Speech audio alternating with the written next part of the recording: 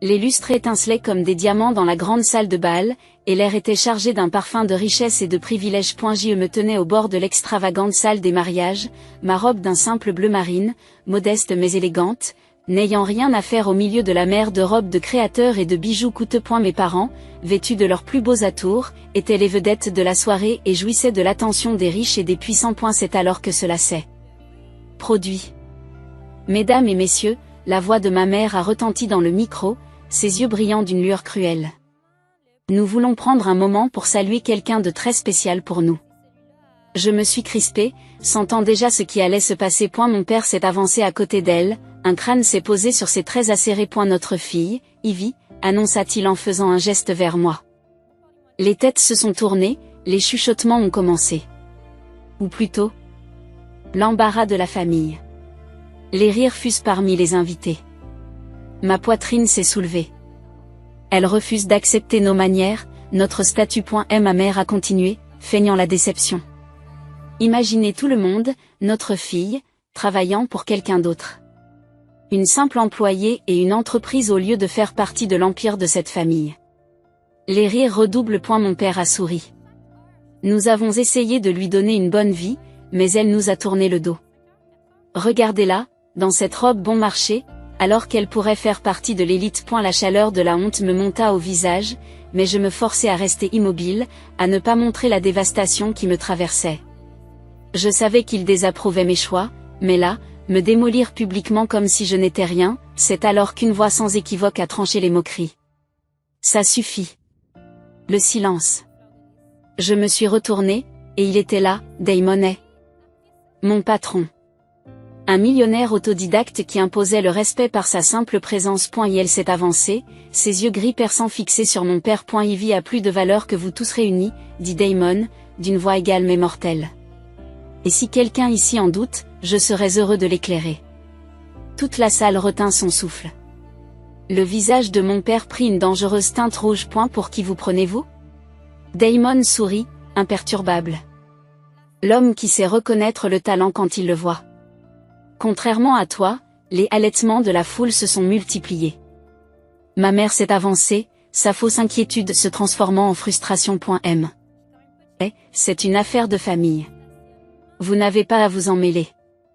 C'est là que vous avez tort, rétorque Damon. Ivy est mon cadre supérieur. Elle est intelligente, motivée, contrairement à la plupart des gens ici. Elle ne compte pas sur les privilèges pour réussir. Mon cœur battait la chamade dans ma poitrine. Damon ne faisait pas que me défendre. Il revendiquait ma valeur devant tous ces gens. Mon père a ricané. Oh, je vous en prie, elle n'est qu'une employée. Ce n'est qu'une employée. Une sacrée bonne employée, interrompt Damon. Et au cas où vous ne le sauriez pas, je viens de la promouvoir vice-présidente de ma société. Ma mère a sursauté. Mon père a visiblement chancelé. La foule s'est mise à murmurer. Tu mens, crache mon père. Elle n'en est pas capable. Damon eut un petit rire noir. Alors vous devriez peut-être demander aux actionnaires, vu que ces stratégies ont permis d'augmenter nos bénéfices de 30% rien qu'au cours du dernier trimestre. Le poids du moment a écrasé mes parents. Leur arrogance et leur cruauté ont été mises à nu. La mâchoire de mon père s'est serrée, son humiliation était évidente. Damon s'est tourné vers moi, son expression s'est adoucie. Ivy. Tu n'as pas besoin de leur approbation. Tu n'en as jamais eu besoin. Je déglutis difficilement, les émotions se bousculant en moi. La gratitude, la reconnaissance, mais aussi la tristesse. Car même maintenant, je savais que mes parents ne changeraient jamais vraiment. Allons-y, dit Damon en me tendant le bras. Pour la première fois de ma vie, je m'éloignais d'eux sans me retourner. Mais ce n'était pas fini. Pas encore. L'air de la nuit était frais contre ma peau brûlante tandis que Damon me conduisait à l'extérieur de la grande salle de mariage. Mon cœur battait encore dans ma poitrine, les échos des rires et des chuchotements traînaient derrière moi. L'humiliation était à vif, mais quelque chose d'autre brûlait en dessous. Quelque chose de plus fort. La colère. Pendant des années, j'avais essayé de prouver ma valeur à mes parents. J'avais espéré, supplié dans mon silence, qu'ils me voient pour ce que j'étais. Pas pour ce qu'ils voulaient que je sois. Mais ce soir, Ils ont franchi une ligne que je ne pourrai jamais pardonner. L'emprise de Damon sur mon poignet s'est relâchée lorsque nous avons posé le pied sur le trottoir. Une voiture noire et élégante s'est arrêtée, le conducteur attendant déjà d'ouvrir la portière. « Ça va ?» Sa voix était calme, mais je pouvais entendre la tempête qui se cachait derrière. Je me suis retourné pour lui faire face. Et pour la première fois, j'ai vraiment vu le poids de ses mots. Damon est, mon patron, mon mentor, avait pris ma défense quand mon propre sang s'était retourné contre moi. Et pas seulement pour se défendre. Elle les avait écrasés, avait annihilé leur arrogance par des faits froids et indéniables. Je le serai, répondis-je en redressant les épaules. Merci pour ce que vous avez fait là-dedans. Ses lèvres se sont plissées en un sourire narquois. Tu mérites mieux que ce cirque. J'ai expiré, ma colère couvait mais était contrôlée. Ils ne changeront jamais. Tu n'as pas besoin qu'ils changent, virgule. Dis simplement Damon. Tu es plus puissant que tu ne le penses. Ces mots se sont installés au plus profond de mes os. Pendant si longtemps, j'avais laissé l'opinion de mes parents me définir. Leur approbation dictait ma valeur. Mais ce soir était la preuve que j'étais capable de me débrouiller seul. Et maintenant, il était temps de leur montrer exactement ce qu'ils avaient perdu. Le lundi suivant, je suis entré dans mon bureau, mes talons claquant contre le sol en marbre avec une nouvelle détermination. La nouvelle s'était déjà répandue comme une traînée de poudre. Mon humiliation publique était devenue le sujet de conversation des cercles d'élite. Mais ce qu'ils ne savaient pas, c'est que je n'étais pas brisé. Je ne faisais que commencer. Assis à mon bureau, je feuilletais des rapports lorsque mon assistante, Lorraine, est entrée en trombe. Il faut que tu vois ça, virgule. Dit-elle à bout de souffle en me tendant une tablette. Je l'ai prise et je me suis figé. Un titre s'est affiché sur l'écran. Un riche homme d'affaires renie sa fille à son mariage, mais sa patronne laisse tout le monde sans voix. J'ai fait défiler l'article. Tout y était détaillé. La honte publique de mes parents, ma position dans l'entreprise de Damon et la façon dont leur coup cruel s'était retourné contre eux de façon spectaculaire. Les commentaires étaient brutaux. Quel genre de parent humilie sa propre fille parce qu'elle travaille dur? Elle est mieux sans eux. Damon a vraiment dit, tenez mon champagne et détruisez-les. Un lent sourire s'est dessiné sur mes lèvres. C'était satisfaisant, mais je n'allais pas laisser cette victoire être la seule. J'ai pris mon téléphone et j'ai composé le numéro. Monsieur Donovan, dis-je doucement lorsque mon avocat répondit. J'aimerais procéder à l'achat. Une pause. Puis, vous êtes sûr? Certain. Il était temps de donner le coup de grâce. Plus tard dans la soirée, je suis entré dans le manoir que j'avais appelé ma maison. Mes parents m'attendaient. Leurs expressions étaient mêlées de surprise et de fureur à peine contenue. Tu as du culot de te présenter ici, a dit mon père en ricanant. Je pense que vous voudrez entendre ce que j'ai à dire, ai-je répondu d'une voix inébranlable. Ma mère croise les bras. S'il s'agit de s'excuser, j'ai ri en secouant la tête. Oh, non. Je ne m'attends pas à cela. J'ai sorti un dossier de mon sac et l'ai fait glisser sur la table. Mon père a hésité avant de l'ouvrir. Ses yeux parcourent les pages. Et alors, qu'est-ce que c'est? Sa voix était tranchante, empreinte d'inquiétude. Un contrat, dis-je froidement, pour cette maison. Silence. Le visage de ma mère pâlit. Tu mens. Je me suis penché en arrière. Voyez-vous, pendant que vous étiez trop occupé à jouer les élites sociales, vos finances s'effondraient. Votre entreprise est au bord de la faillite. Et ce manoir? Il était à vendre. Alors je l'ai acheté. La main de mon père se serre en un point. Son visage a pris une teinte rouge que je n'avais jamais vue auparavant. Toi, cette maison m'appartient maintenant. Je l'ai interrompu, ma voix étant aussi tranchante qu'une lame. Et vous avez une semaine pour quitter les lieux. Le changement de pouvoir a été si soudain, si absolu, que pour la première fois, mes parents ont eu l'air petits. Vaincus. Ma mère secoua la tête, incrédule. Tu ferais ça à tes propres parents? C'est à toi-même que tu l'as fait, ai-je répondu froidement. Quand tu as décidé que je n'étais jamais assez bien pour toi. Damon avait raison. Je n'avais pas besoin d'eux. Une semaine plus tard, alors que je me tenais devant ma nouvelle maison, leur ancienne maison, je m'attendais à ne ressentir que de la satisfaction. Et c'est ce que j'ai fait. Mais j'ai aussi ressenti quelque chose d'inattendu. La paix. J'avais passé tant de temps à essayer de gagner l'approbation de mes parents, de les rendre fiers. Mais en fin de compte, j'avais trouvé ma propre valeur. Et je m'épanouissais malgré eux. En me retournant, j'ai vu Damon adossé à sa voiture, qui me regardait d'un air amusé. C'était brutal, a-t-il commenté. Ils l'ont bien cherché, dis-je simplement, après une pause. Alors, tu le regrettes? J'ai réfléchi un instant avant de secouer la tête. Non. Parce que pour la première fois de ma vie, je me sens enfin libre. Damon a acquiescé. Et alors que le soleil plongeait sous l'horizon, j'étais sûre d'une chose. Je ne faisais pas que survivre. J'étais en train de gagner. Le manoir était étrangement silencieux à présent. Pas de rire provenant des soirées mondaines de ma mère. Pas de pas arrogant de mon père paradant dans les couloirs. Rien que le silence. Et pourtant, alors que je me tenais dans le grand foyer, l'endroit où je m'étais sentie invisible, j'ai réalisé quelque chose. Gagner, c'est bien. Mais cela n'effaçait pas les cicatrices. J'ai expiré lentement, en posant ma main sur la rampe d'escalier en marbre. Les souvenirs de mon enfance, d'avoir toujours été mis de côté, de n'avoir jamais été assez bon, s'accrochaient encore à ces murs comme des ombres. Damon m'avait prévenu. Le pouvoir ne guérit pas les blessures, Ivy. Il n'y a que toi qui puisse le faire. Mais peut-être que je n'étais pas encore prête à guérir. Juste au moment où j'allais partir, mon téléphone a sonné. Un numéro connu. J'ai hésité à l'ignorer. Mais quelque chose dans mes tripes m'a dit de répondre. Bonjour. Une forte inspiration. Puis une voix à laquelle je ne m'attendais pas. Ivy. Est ma mère. J'ai failli raccrocher. J'ai failli jeter le téléphone à travers la pièce. Mais la curiosité et quelque chose de plus profond m'ont empêché de bouger. Tu as gagné, a-t-elle murmuré. Les mots auraient dû me satisfaire. Mais au lieu de cela, ils m'ont semblé vides. Elle a expiré en tremblant. Ton père est en train de s'effondrer. Tout ce qu'il a construit a disparu. Nous n'avons nulle part où aller. J'ai fermé les yeux, serrant le téléphone plus fort. Elle jouait les victimes maintenant. Pourquoi m'appelles-tu?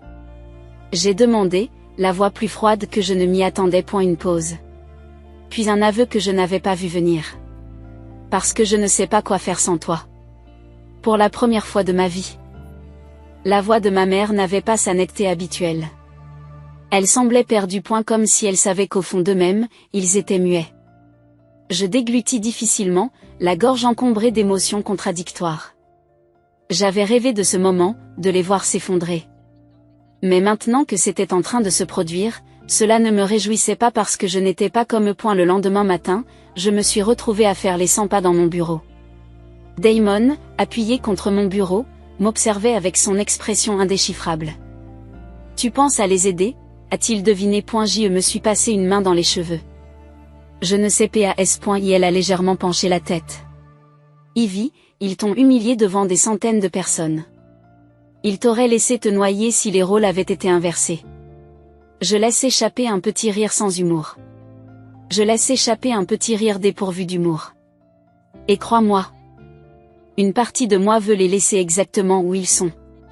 Damon m'étudia un instant avant de soupirer. Mais si je les laisse souffrir sans au moins leur donner le choix de changer, alors je deviens eux. J'ai croisé son regard. Et j'ai refusé d'être comme eux. Damon sourit. Tu es vraiment quelqu'un d'autre, Ivy. Je roule des yeux. C'est ce qu'on m'a dit. J'ai rencontré mes parents dans un café tranquille, loin de leurs habituels lieux somptueux. Mon père avait l'air plus mince. Son habituel air de supériorité s'était estompé, remplacé par un ressentiment tranquille. Ma mère, quant à elle, me regardait avec un air de regret. J'ai posé un dossier sur la table. Je vous propose un marché. Mon père s'est moqué. Ça t'amuse, n'est-ce pas? Je l'ai ignoré. Dans ce dossier, il y a des papiers pour une maison modeste et un plan financier pour vous remettre sur pied. Ma mère l'a regardé comme s'il allait exploser. Quel est le problème? Je me suis penchée en avant. Tu disparais de ma vie. Plus de contrôle. Plus de culpabilisation. Fini de me traiter comme une honte. Tu prends ça, et nous partons chacun de notre côté. Silence. Je pouvais voir la guerre dans leurs yeux. L'orgueil de mon père se battait contre sa réalité. L'égoïsme de ma mère se heurtait à son désespoir. Et puis, après ce qui m'a semblé être une éternité, ma mère a hoché la tête. Nous le prenons. Mon père a serré la mâchoire, mais il n'a rien dit. C'était le moment. Le dernier moment. La fin de la guerre. Je me suis levée. Au revoir, maman. Papa. Et cette fois, je suis partie pour de bons. Les semaines ont passé. Et pour la première fois de ma vie, je me suis sentie vraiment libre. Je n'essayais plus de plaire à des gens qui ne seraient jamais satisfaits. Fini la quête de validation. Un soir, Damon et moi étions assis sur mon balcon, regardant les lumières de la ville. Alors, quelle est la prochaine étape pour Ivy Monroe? A-t-il dit en sirotant son verre. J'ai souri. Tout ce que je veux. Il a gloussé. C'est ce que j'aime entendre. Je me suis tournée vers lui, le cœur léger. Tu sais, j'ai passé des années à penser que j'avais besoin de leur amour pour être entière. Mais maintenant, je réalise que j'avais tout ce dont j'avais besoin à l'intérieur de moi depuis le début. Damon a levé son verre. À cela, Ivy. J'ai fait teinter mon verre contre le sien. Et tandis que je regardais la ville, le monde qui était désormais le mien, je savais une chose avec certitude. Je ne faisais plus que survivre. Je m'épanouissais. Les jours se sont transformés en semaines. Et le poids de mon passé s'est lentement allégé.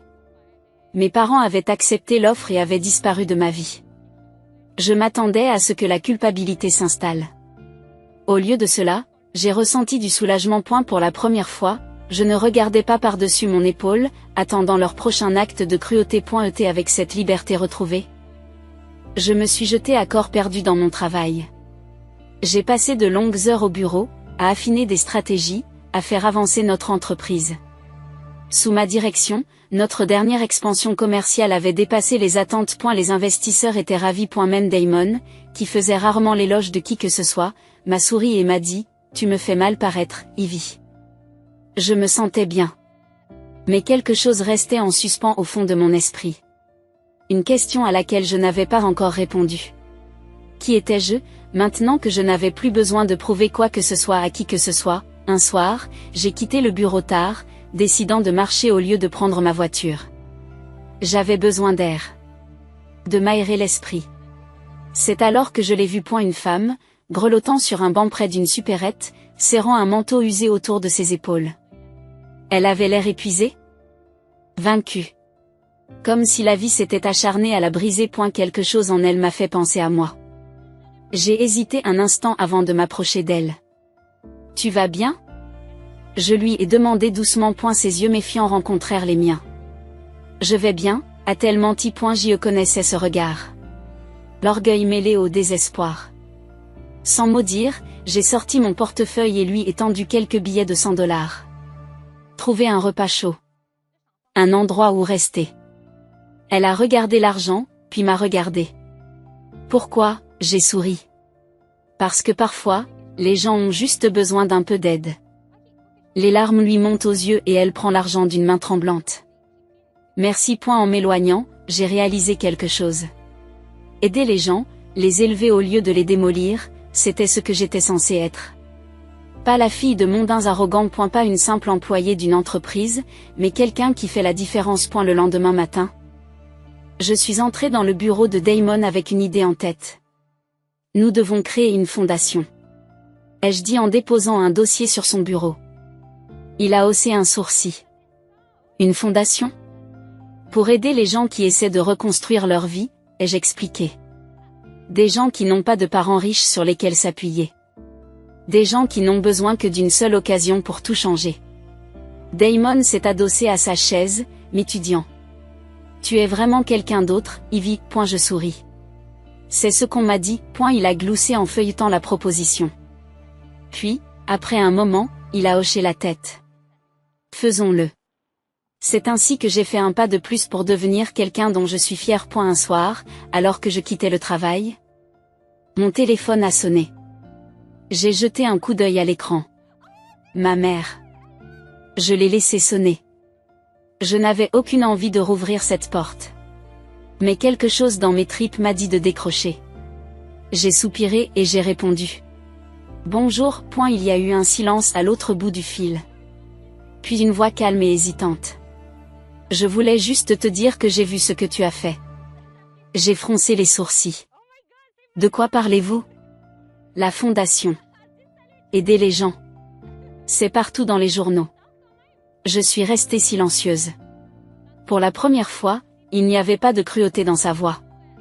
Pas de condescendance. Juste quelque chose que je n'avais jamais entendu de sa part auparavant. Respect. Je ne m'attends pas à ce que tu nous pardonnes, a-t-elle dit. Mais je voulais que tu saches que je suis fière de toi. Une boule s'est formée dans ma gorge. Pendant des années, j'avais désiré ces mots. Mais maintenant, je n'en avais plus besoin. Pourtant, je les ai laissés s'installer entre nous. Un pont fragile là où il n'y avait eu que des débris. Après une pause, j'ai parlé. Au revoir, maman. Et cette fois, il n'y avait pas de colère. Pas d'amertume. Juste la paix. Les mois ont passé. Et la fondation a décollé plus vite que je ne l'aurais imaginé. Nous avons aidé des centaines de personnes à se remettre sur pied. Formation professionnelle. Aide au logement. Conseil financier. Un après-midi, alors que je finalisais des rapports dans mon bureau, Damon est entré, s'appuyant sur mon bureau comme il le faisait toujours. Tu as construit quelque chose d'incroyable, m'a-t-il dit. J'ai souri. Ce n'est que le début. Elle a souri. Alors, quelle est la suite pour Ivy Monroe? Je me suis adossée à ma chaise, me sentant plus légère que je ne l'avais été depuis des années. Tout ce que je veux. Et pour la première fois, j'ai su exactement qui j'étais. Pas l'échec de mes parents. Pas une honte. Mais une femme qui avait bâti son propre empire sur les cendres de leurs attentes. Et c'était la plus grande des victoires.